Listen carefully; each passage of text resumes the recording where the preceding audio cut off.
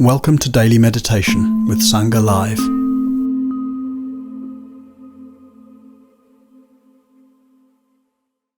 So the topic for the week is practicing insight in daily life. And yesterday's topic was what is insight? Today's topic is process-oriented consciousness. Before we dive into process-oriented consciousness, just a short review. Yesterday, we looked at the two types of insight. There's personal insight, some insight that you get into your life. This could be psychological, it could be philosophical, but it's somehow personal. In that sense, it's relative, but no less important for our personal development. The other type of insight is a universal insight, that it's an insight for you. It's the same insight for you, same insight for me, the same insight for them, the same insight for them. It's the same insight today as it was 2,500 years ago in the Buddhist time, and it'll be the same insight 2,500 years in the future. That is universal insight. Vipassana meditation is often translated as insight meditation, meaning universal insight. We are seeing into the Dhamma, the ultimate reality. Ultimately, what is this reality based on? Are a few absolute truths, a few absolute realities, that if you remove everything, all phenomena from experience, all phenomena from existence, these things will still be there. Absolute truth. That's why any insight based on absolute truth is a universal insight. Yesterday, and then we also spoke yesterday about the three trainings in Buddhism. There's the morality training, right speech, right action, right livelihood. It's not really the concern for this week. There's the bhavana, or the mental training, which is what we're doing in our meditation practice. It's exactly what we're doing this week. In the bhavana, or in the mental training, we begin to have insights arise. And then there's the wisdom training, the third constituent of the three trainings. The mental training is right vidya sati samadhi, right effort, right mindfulness, right concentration. And the wisdom training is right aim and right view. The wisdom training is all about taking our internal insights and applying them in life, applying them to the world. This week's theme, practicing insight in daily life, is about that second and third training, insight arising in our practice, and how does that apply to the world? Okay. Yesterday, we also spoke about the first two insights, the differentiation of mind and matter. Insight number one, namarupa, and insight number two is cause and effect, seeing how things are connected. These two foundational insights, when they mature, would lead us to that third stage of insight knowledge, that third insight that arises quite naturally in the course of mindfulness meditation practice. Yesterday, we spoke about the first insight, creating the observer, the power to observe and experience, differentiating awareness. And then based on that, we spoke about the ability to see cause and effect. I have a thought about my mother, for example, and then immediately a wave of sentimental feelings come up in me, cause and effect. They sound very, very simple, very logical, but they are foundational insights for the rest of the path of practice. So as I said before, when the first and second insight mature, the third stage of insight knowledge will naturally arise. And this is process-oriented consciousness. This is the insight where we begin to see the Dhamma. We begin to see the true nature of things. And what is it that we begin to see? The three universal characteristics. Directly in our practice, we begin to see anicca, impermanence. Directly in our practice, we begin to see dukkha, unsatisfactoriness.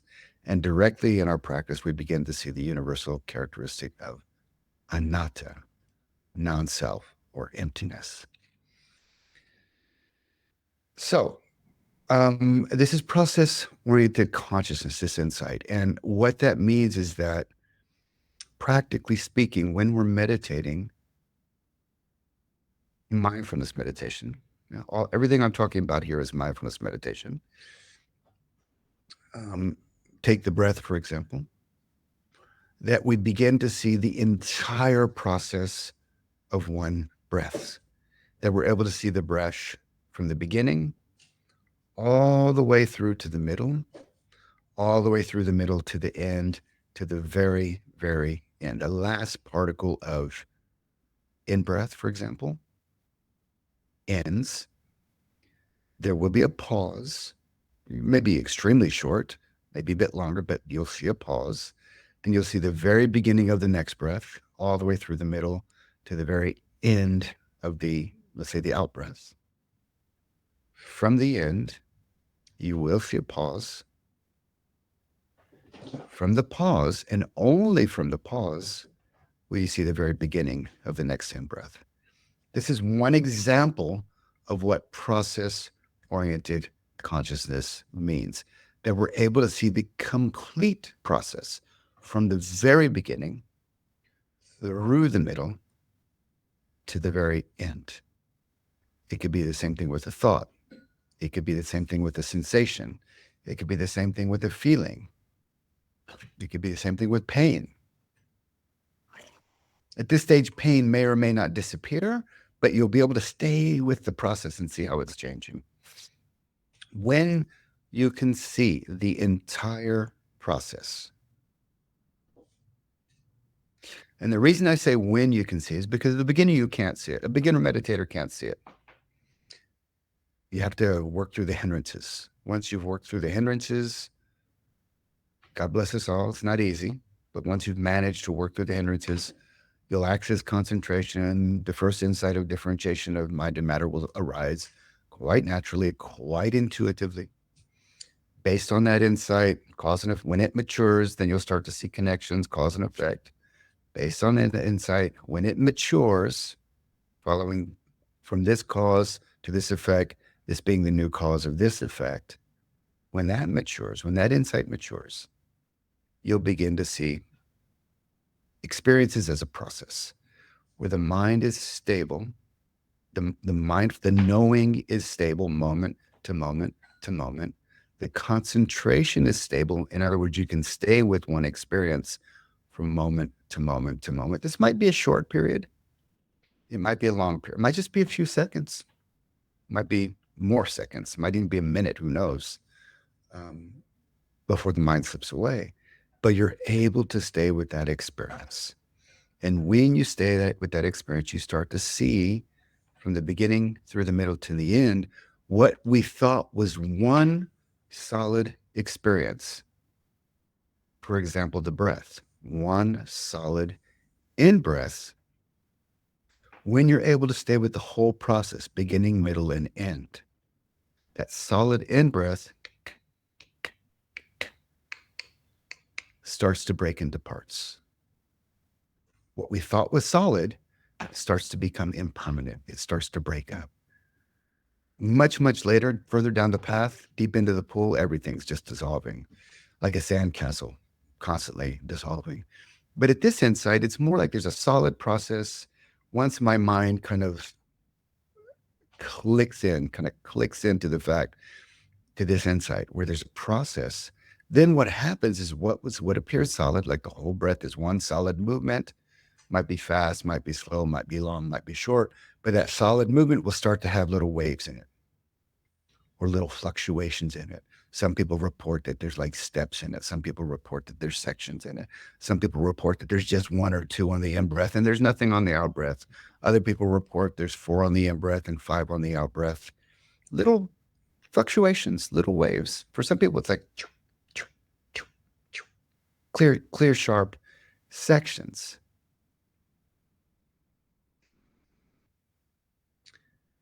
This insight arises when you have the right relationship, the right observation relationship to the breath. So not trying too hard. Obviously, efforting and striving is problematic in our practice. Burns us out. Although it's kind of natural that it arises. So don't think there's something wrong with your practice. If you find yourself efforting, somebody mentioned it yesterday about a habit to control the breath. It's kind of natural that it comes up. When it comes up, we need to be mindful of that. It also doesn't happen if you just sit back and relax and let yourself float in the meditation. If you float in the meditation, you will never see the precise phenomena, the beginning, the middle, and the end. The mind and the object have to have a certain closeness to it, that the mind and the object have to come together. And sometimes we have a mistaken idea that what I have to do is I have to send my mind to the object to get close, but that's not what it's about. That's not what happens. That's how we burn out. All we do, this practice is so simple. It also happens to be so difficult, but it's so simple. We're simply mindful of whatever's arising in the practice. It can be randomly arising stuff, or it can be choosing to take the breath as an object. The breath arises. I become mindful. I know the qualities and characteristics. Let's just say this disc. It's round. It's dark over here. It's gray over here. It's metallic. It's rubber. There's certain qualities. This side is dark because the sun is over there. So this side is very bright. This side is shadowed and dark. There's all these qualities and characteristics. There's circles and little thing here, whatever. There's even some writing. I start, as I observe this phenomena, I start to know more details about it. And what will happen is that when it's certainly at this third insight, when the mind is stable, what will happen is the mind and the object become closer, but they don't become closer by me looking closer. In fact, if I try to look closer, it tends to go away. What happens is when the conditions are right, the object will come closer to the mind. And you'll almost, in some cases, feel like the mind and the object are rubbing. Some of you may know the mental factors of vitaka vichara, initial application of the mind, and sustained application of the mind. These mental factors are in samatha meditation. They're also in vipassana meditation.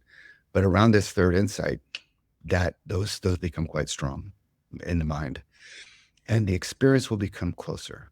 Once it becomes closer, then you'll start to see the solidity of experience breaking up. Once it comes closer, then you'll begin to see the three universal characteristics of anicca, dukkha, and anatta: impermanence, unsatisfactoriness, and non-self. My threshold of perception, the way that I see the world, doesn't see these three universal characteristics because they're below my normal threshold of perception. I don't see them. But as the practice deepens, these three universal characteristics begin to appear, and now I can contemplate on the three universal characteristics, the deeper dhammas. This can only happen when my mind clicks in to process-oriented consciousness. My mind will only click into process-oriented consciousness when I see cause and effect. My mind will only see cause and effect when I have that power of observation, when I can differentiate my awareness and begin to see the distinction between mental phenomena and physical phenomena and mental phenomena, namarupa. I can only see the distinction between namarupa, mental and physical phenomena, when I've worked through the hindrances. When I've accessed concentration. I can only access concentration when I've worked through the hindrances. I can only work through the hindrances when I have a reliable meditation method. That method is none other than the practice of mindfulness meditation. In this way, it can reverse engineered, but in this way, mindfulness triggers off a process that leads us through a series of developmental insights. So today we're going to sit down. In fact, we're going to sit down and meditate. We're sitting down, hopefully. We're going to meditate right now. Wherever you're at. Some people are going to be much further along the path. You'll sit down to meditate and you'll find yourself in the deep end of the pool because you have experience. Insight has already matured in your practice. Others, you might have deep experience, but today, for whatever reason, you're kind of back to the drawing board. It takes 10, 15 minutes to work through those early insights.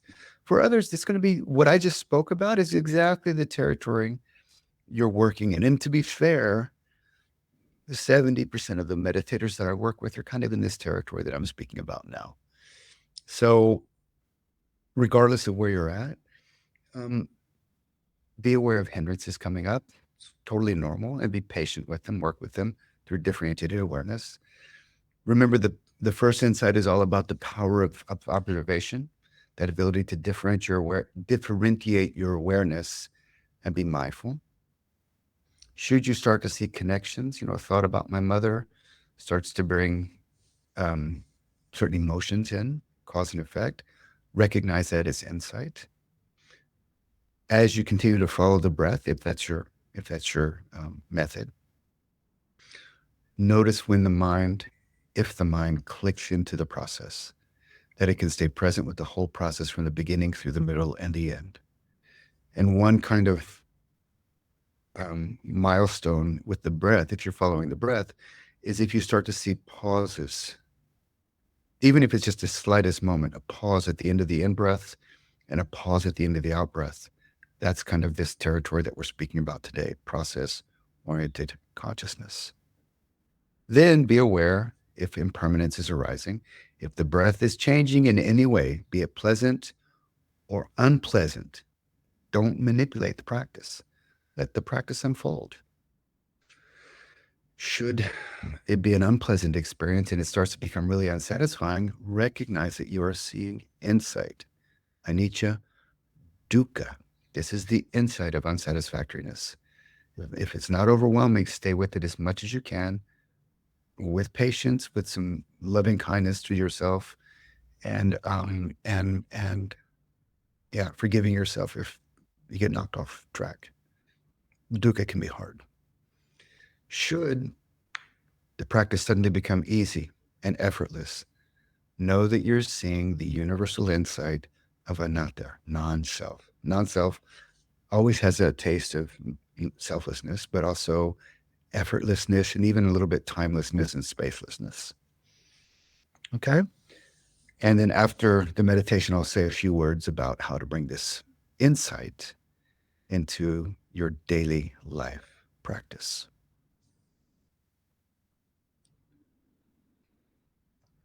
Let's meditate. Finding a comfortable position. But always set yourself up. I guess if you're a really advanced practitioner, this instruction doesn't completely matter, but always set yourself up with a certain straightness, a certain attention to posture. And within that good posture, relaxing to the practice. Okay? So finding a comfortable but alert, energized posture. Bring your attention to the breath. And just for a moment, knowing the nature of the breath without changing, without manipulating, without regulating. Allow the breath to be exactly how it is. And take a moment to know the qualities and the characteristics of that breath. Some of those qualities and characteristics might be that it's a short breath or it's a long breath. If you bring your attention down to the breath in the belly, specifically the lower trunk, the belly area, notice if there's a fullness there or an emptiness. If you already had some breakfast, you might be a little bit heavy in the belly. If you haven't, you might be a little bit light in the belly. Notice the play of your clothes or your trousers on the abdomen as you're breathing in and breathing out.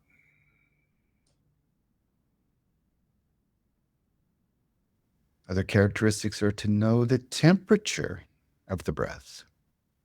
For many of us, seasons are changing, so perhaps the temperature is changing.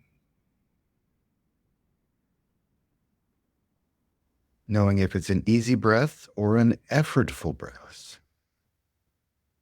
Whatever the case, do not change it. Allow it to be as it is.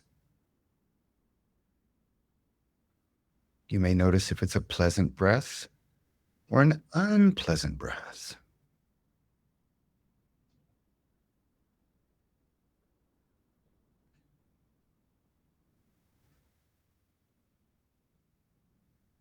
As you follow the breath's movement in the belly,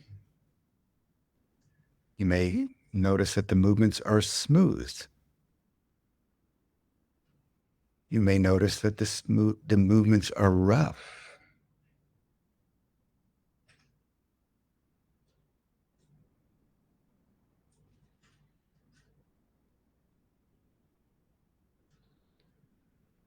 You may notice that the movements of the belly are continuous and steady, or you may notice that there's waves or sections or kind of steps in the breath.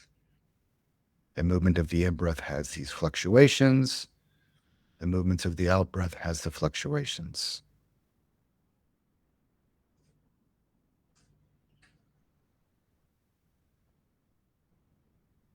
As you continue to observe the breath in the belly,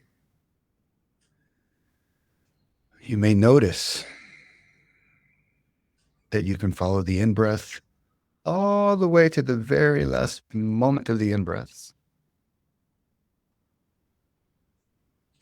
And you may notice that you can follow the out-breath all the way to the last moment of the out-breath. In some cases, the end of the in-breath and the beginning of the out-breath will be overlapping. You can't really see the end or the beginning. They're kind of either quickly turning around or somehow overlapping. In other cases, if you gently and mindfully follow the breath all the way to the end, you can notice the very last moment of the in-breath. And you may notice a pause. You follow from the pause, you may notice the very beginning of the movement of the out-breath. And perhaps you can follow that all the way to the very end, seeing the last particle of movement of the out-breath,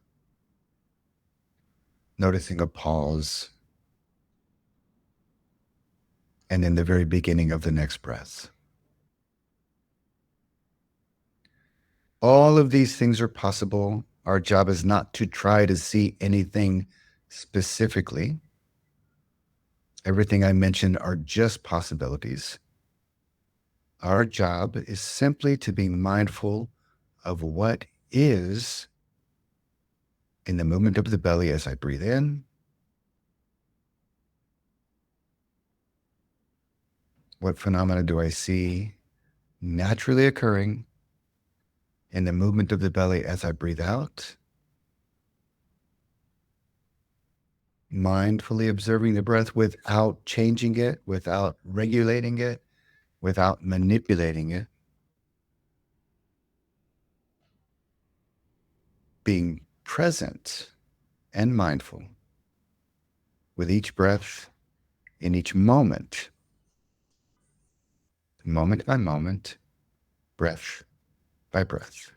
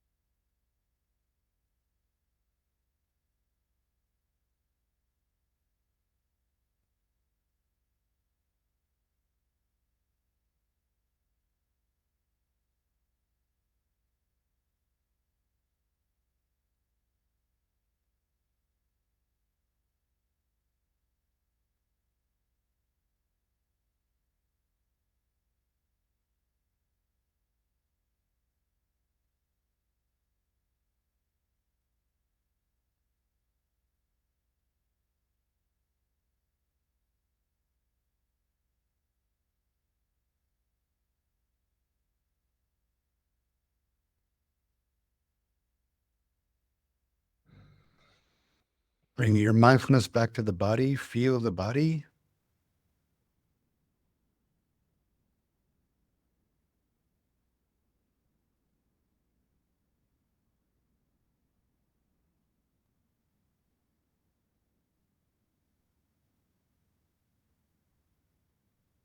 Bring your mindfulness back to the breath.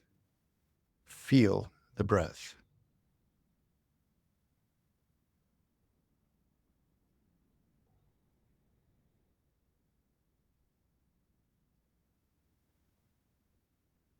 Bring your mindfulness to the mind and know your mental state.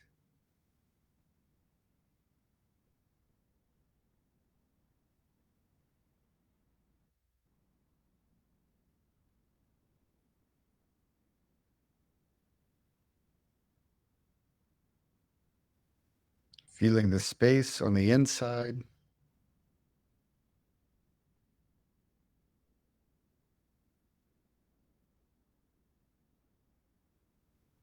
And as you slowly open your eyes, coming out of the meditation, feel the space on the outside around you.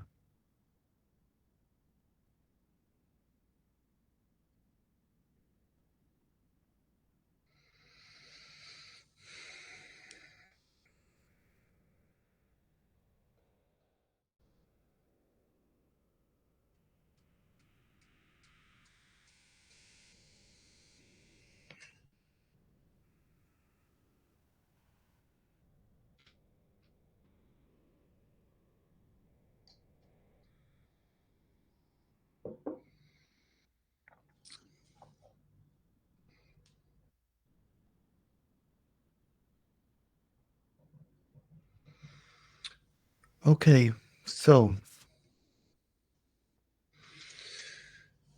I think I'll say a few words about applying our internal insight to daily life. And then we have a question from yesterday that I'll address. And if anybody else has a question, just type it into the chat.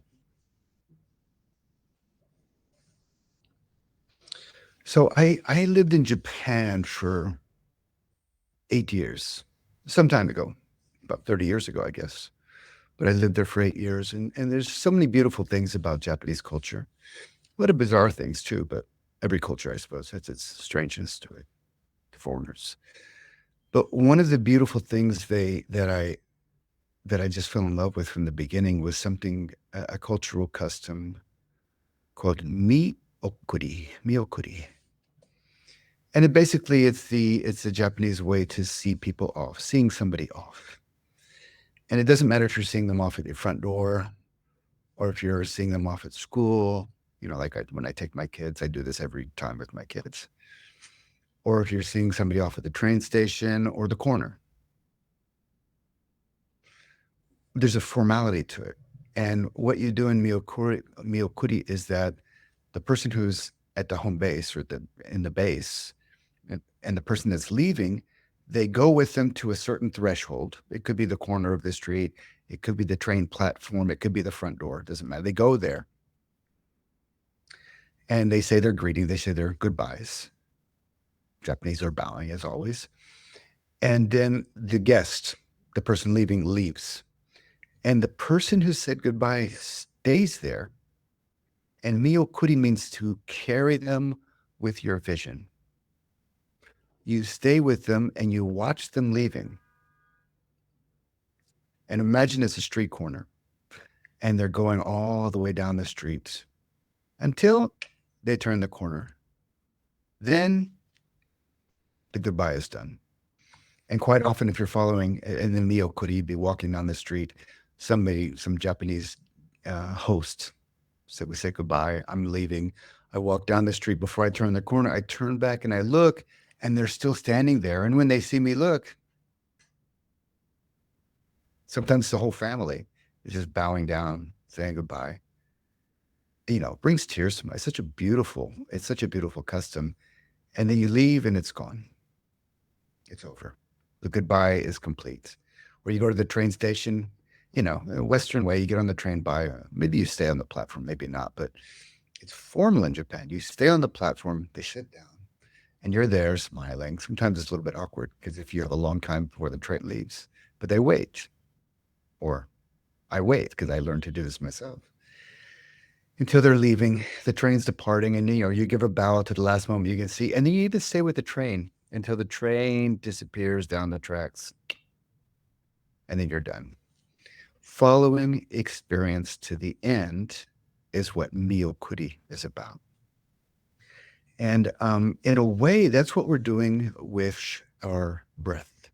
We observe the breath as it is. Remember, at the beginning, or not the beginning, it takes a little bit of time. If you're really advanced meditator, it happens immediately, but it can take a little bit of time before you can actually see the end of a breath. There might be that overlap, confusing. But staying with it until, if there's an overlap, then you know the overlap. And there might be a point where the overlap differentiates and you can follow the in breath all the way to the end. That's insight arising in our practice. That's that third insight, process-oriented consciousness.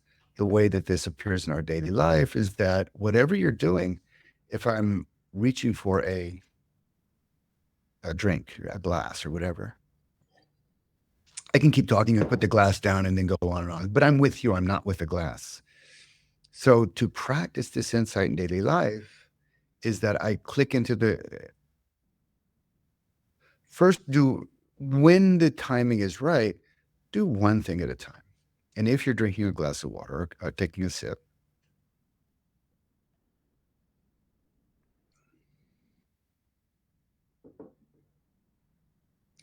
all the way to the very end before you move on to the next. And for those who've done meditation retreats, it's kind of what we're doing in meditation retreats. Because life slows down, things become simplified, and every activity is a universe into itself, and we complete it. This is the way to practice process-oriented consciousness in daily life. And even in relationships, deep listening before responding. Sometimes we get the answer right away, we interrupt or whatever, but really listening all the way to the end and then responding. Or when you say goodbye to somebody, just go to the point to where you're leaving, make your greetings, and then move on. Because only when we complete an experience, only when we complete an activity, only when we complete a behavior, will we be there for the very next behavior to arise? Will we be there for the very next activity arise, the beginning of it? Will we be there only when we, what I say experience, only when we complete one experience, will I be there for the very beginning of the next experience? And this is something we can practice in daily life. If you have a busy day and kids and multitasking sometimes, then don't worry about it. But any moment you have to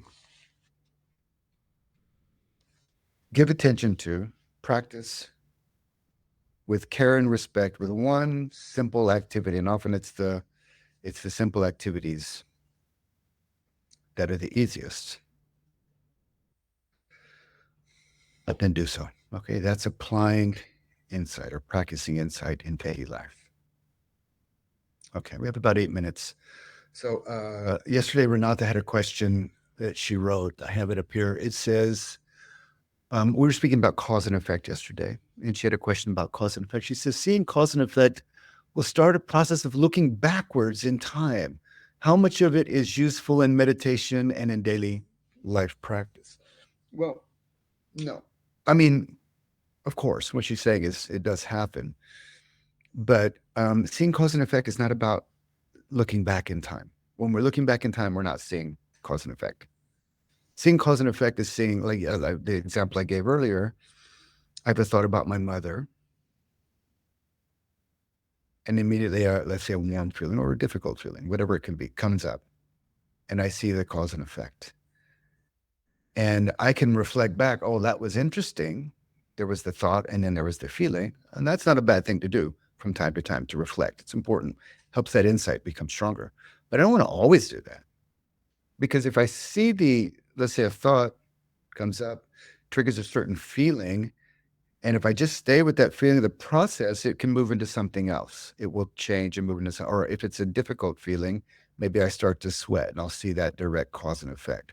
You can only see cause and effect in the present moment. Reflecting back can be a good thing, especially if you're reflecting on the insight, but it can even be a good thing to reflect back on some life issues. You think back and think about how that affects your life and how it's affecting your life today. That's not a bad thing, but we have to understand that's not meditation. It could be therapeutic, could be good, could be serving your personal development. It could be just obsessing. It's not meditation. Mindfulness only happens in the present moment. Cause and effect can only be seen in the present moment. Should cause and effect cause you to reflect back, first see that that's cause and effect. But then remember, reflecting back is not meditation. You have to come right back to the present moment to meditate. Okay. Thank you, Renata. Natalie. Hi, Natalie. Natalie says, thank you, Miles. Very helpful reminder to focus attention on the breath, noticing changes in the quality of the out breath in particular, and movements of mind, planning, remembering. Yeah. I was reminded of something I was taught about the effort of attention, concentration, like a leaf floating on water. I like that. I like that metaphor. Can you speak of the quality of attention while following the breath in meditation? Okay. I like the metaphor of the leaf floating on water. In that metaphor, the leaf is freely moving with the elements. Maybe the wind is affecting it. Maybe the current is affecting it. Maybe there's a little eddy. It's whatever. And the leaf is just there, present in all these interplay with nature. And ideally, mindfulness. What's beautiful about that is there's an effortlessness to it. In other way, we're going to be directing our mindfulness, like on the breaths, and ever so gently holding it on the breath. When I say ever so gently, that if something else comes up, it can move freely to a thought or a sensation or a feeling. In terms of holding the attention, it's kind of, well, there's two metaphors. They're like my teacher, Pandit, used to talk about like imagine you're eating melon, chunks of melon, you have a fork. And, if you touch the melon with the fork, it doesn't really pick it up.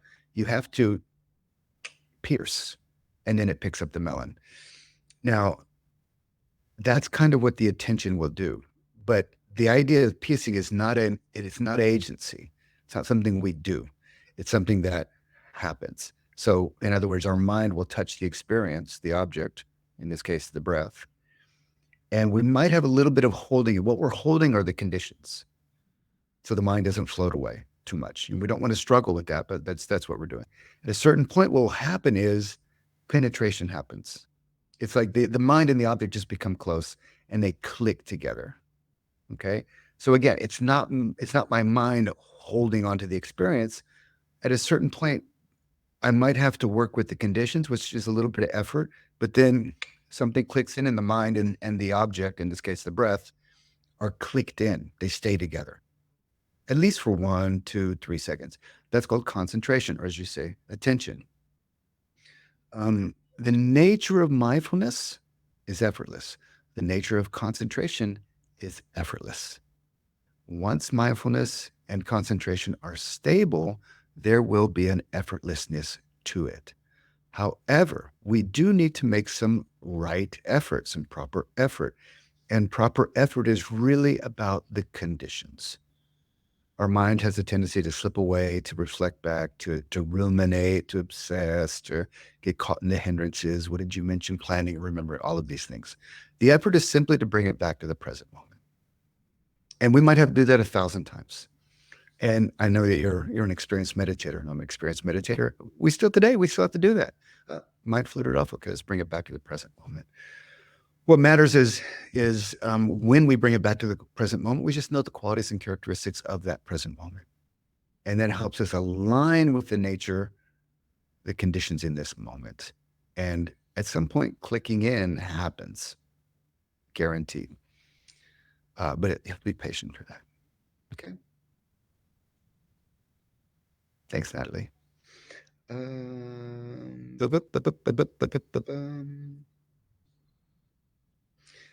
Lowe's says, hang on. Okay, I'm going to go, Lowe's, I'm going to keep your question for tomorrow if it's a question. I want to go to Lizzie because I answered your question yesterday. Lizzie has a simple question. Do you have any suggestion? How do you suggest working with the hindrances? That's a whole week's worth of meditation, daily meditations. I'll give you the short version. Okay. The 5 hindrances are desire, aversion, sleepiness, restlessness, or worry, and doubts. In relationship to those 5 hindrances, the mind is either going to try to control them. The mind is either going to try to control is kind of a resistance thing, or the mind is going to try to indulge them. Indulging is going into the sleepiness, going to the desire, going to the aversion. The mind is going to resist them, like I'm trying to hold them off, or the mind is going to ignore them, or not ignore, deny them, space out like it's not happening, like desire is not happening in my life, disconnect, dissociate from them. These are the 3 egoic moves. So get to know your own relationship to things. Does your mind indulge, like desire or aversion or sleepiness? Does your mind indulge these things, even restlessness, daydreaming, planning? Does your mind indulge these things? Doubts? Do you have more of a tendency to resist these things? Like, no, I don't want doubts. I don't want desires. I don't want fears. Or do you have a tendency to deny that that's even happening? No, I don't get angry. I don't have any anger. I don't have any needs, kind of denial. All of us are subject to all of those 3 things. Getting to know our own relationship to hindrances or challenging moments, whether we indulge, resist, or deny, can be very helpful, because only when we manage to work with that reaction, basically, brings us back into the present moment with the actual experience. And that's where we need to be to work through them. Hindrances come as a natural part of the practice. They are practice-related phenomena. They are not bugs. They are features. If the hindrances are arising, remind yourself, you are right on track. And then knowing yourself and the way you respond to hindrances. Okay? So much more to say, but I'm going to leave it at that today because we're out of time. I'll save the rest of the questions for tomorrow. Just a reminder, a few things to say, a couple of announcements. Tomorrow is going to be looking at the insight of dissolution. Thursday, we'll be looking at the insight of the dark night of the soul. It's a collection of insights. Friday, we'll be looking at the insight of equanimity, how these relate to our practice, how these relate to our daily life. Tomorrow, instead of doing Q&A, I will do a hot seat. So remember, if anybody wants to come up on stage with me and do a hot seat, you'll be invited to do that tomorrow. The questions I didn't get to today, I'll bring those in on Thursday. Okay. So with that, I want to wish you all a great week of practice, and may this practice and reflection today on process-oriented consciousness and following experiences from the beginning through the middle to the end, both in our sitting practice, but in our daily life. May this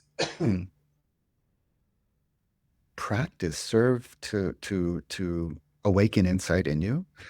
May that insight strengthen and cultivate and grow. And indeed, may it flourish, both in your own practice, but also in your daily life. And why not? May it all flourish in the world for the benefit of all living beings. Thank you, everybody. We'll see you tomorrow.